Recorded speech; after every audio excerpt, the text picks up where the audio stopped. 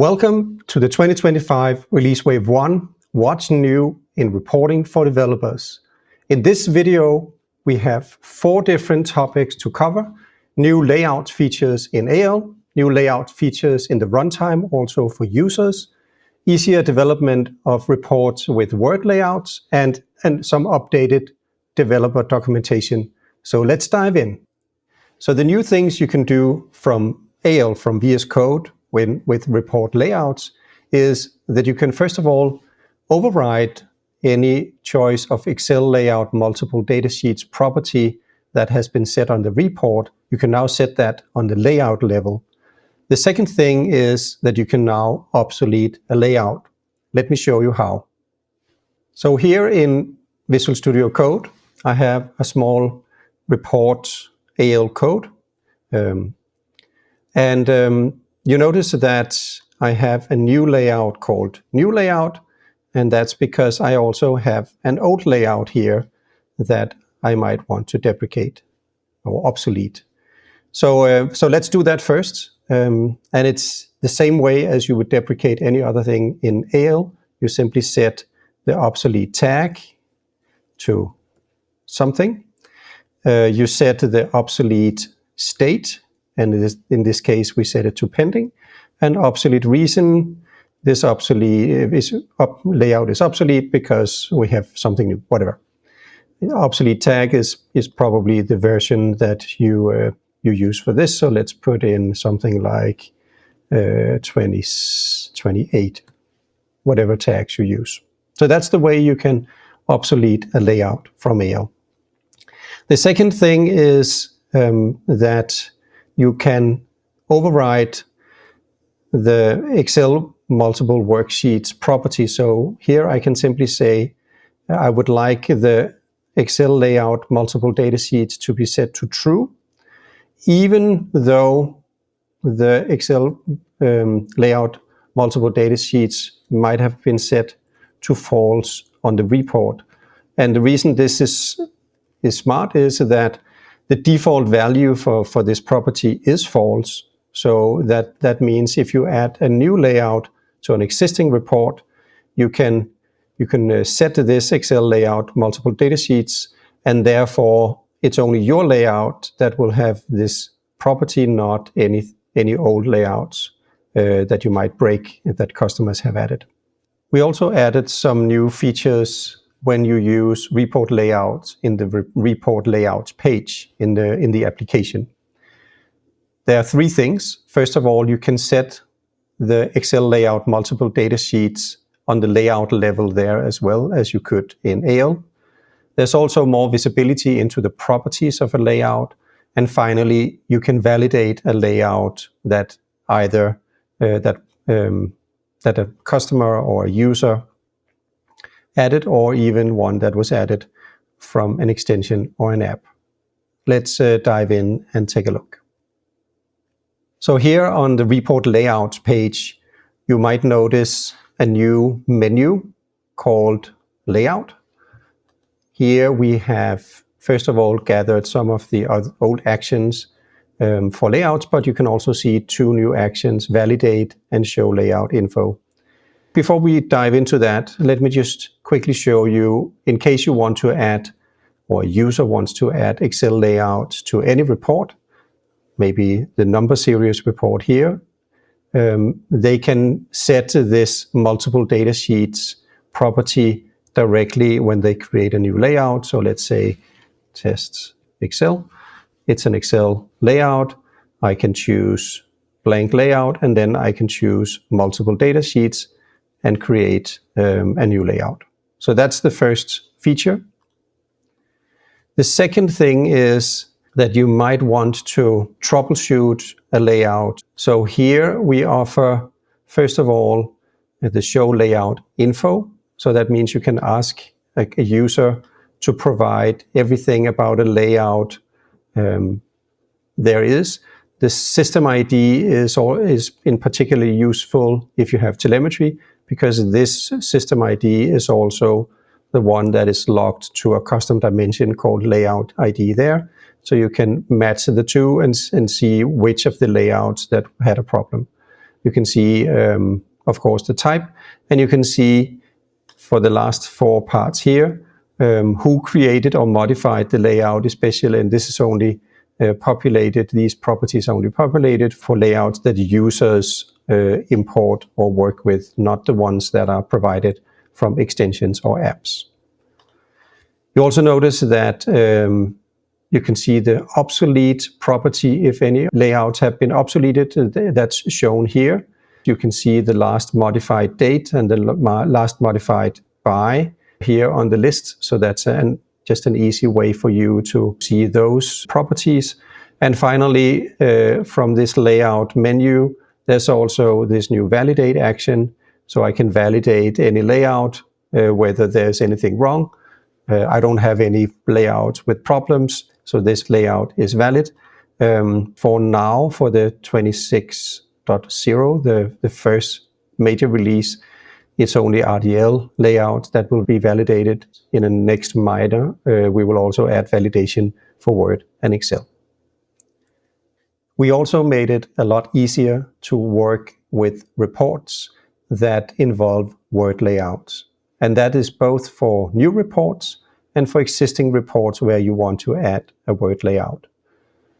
Similarly to the Excel layouts feature, you can now find standard information about the report, metadata, and the request directly in the XML for the Word report, or for Word layout. And that makes it, first of all, much easier because you don't have to code this in AL for a new report, but also for existing reports, if you can standardize the way you show report name or company name and other things, so that anyone using the layout will just know that this is where you get that information. Let's dive into Word and take a look. Imagine that you want to add a new Word layout to an existing report in Business Central.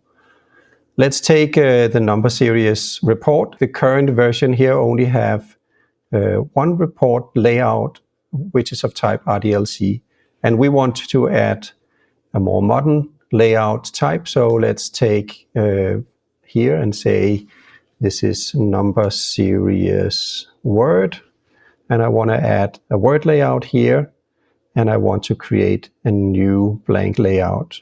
So let's create this. Okay, so I'll export this and get it downloaded. And now I will open it in Word, and let's take a look what's happening now. So here in Word, I will choose the developer menu and the XML mapping pane. And here I will choose the metadata for the report. There we go. Now, normally you can see that you have the report data item columns here. We're not going to dive into that.